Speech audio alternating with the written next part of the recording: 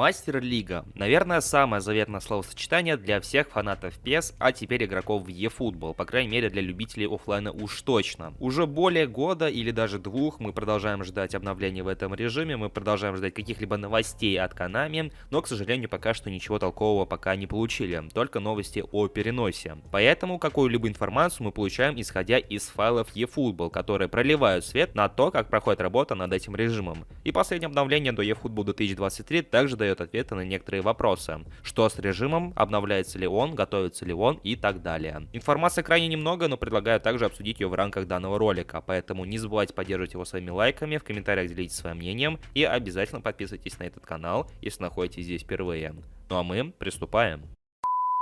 Друзья, вы знаете, что я люблю не только снимать карьеры, но и их еще смотреть, неважно в PES или в FIFA, однако с каждым годом таких роликов становится все меньше и меньше. Но все еще остаются каналы, которые продолжают снимать карьеры, и об одном из таких я рассказывал в одном из недавних роликов, а в частности канал на грани фола. Множество интересных карьер по FIFA и PES не только на словах, но и на деле. Можете убедиться в этом сами, ссылка на канал присутствует в описании.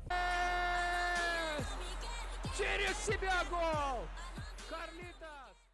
Залез в файлы игры и поделился соответствующей информацией нам известный мейкер Durandil, который так или иначе постоянно роется в файлах игры и рассказывает о чем-то интересном, что он находит внутри их. И после обновления до eFootball 2023 он также заглянул в файлы и нашел кое-что интересное, что может порадовать, по крайней мере отчасти, фанатов и поклонников режима карьеры за тренера. В частности, он нашел файлы, которые напрямую относятся к этому режиму, и они изменились по сравнению с предыдущими находками, потому что новые находки напрямую говорят о том, что режим находится в разработке, он все еще продолжает разрабатываться разработчиками. И в файлах eFootball 2023 находится упоминание о катсценах в игре. Самые худшие ожидания они, скорее всего, не оправдаются, и мы не лишимся тех же катсцен, которые были в 21 части. Вопрос в том, будут ли они хоть как-то отличаться от тех же катсцен из 21 PES, но не суть важно. Самое главное, что нас не лишат хотя бы их. Если верить найденным файлам, это все те же самые катсцены с первым днем, то есть катсцены, которые стартуют в начале карьеры со значением менеджера, интервью капитана и так далее. Также упоминаются катсцены с выбором, точно так же, как это было в 21 PES, например, катсцены с пресс-конференциями, когда там нужно было ответить тем или иным образом. Что же касаемо выбора в eFootball 2023, не упоминается, где и когда какой выбор необходимо сделать, но подобные катсцены с выборами также, скорее всего, будут присутствовать.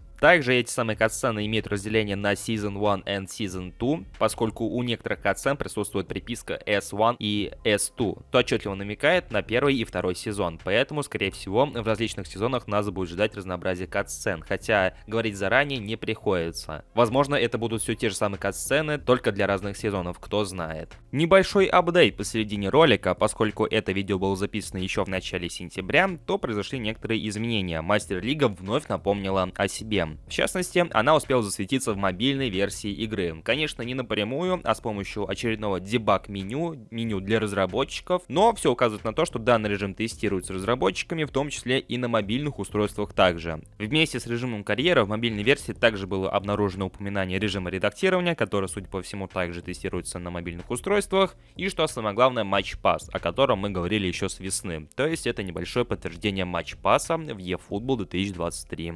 И по сути, это все актуальные находки по Мастер-лиге. Да, их немного, но уже из них можно сделать несколько выводов. А в частности, режим карьеры продолжает разрабатываться, продолжает обновляться разработчиками, что уже немножко успокаивает, потому что, опять-таки, до недавнего времени у нас были вопросы, а занимаются ли Konami им вообще? Может быть, они опять-таки его перенесли, чтобы снова перенести уже на какой-нибудь 24 год. И после этих находок уже однозначно сказать не получится. Возможность переноса она все еще присутствует, но уже намного меньше. Ну и второй факт это то, что карьера будет не так уж и сильно обрезана, как мы ожидали. По крайней мере, катсцены останутся. Касаемо функционала, там особо-то и вырезать нечего. Поэтому лично я больше всего опасался за катсцены. Но исходя из этих файлов, катсцены останутся, катсцены с выбором останутся. И кто знает, возможно даже добавят новые. Поэтому продолжаем ожидать и следить за развитием событий.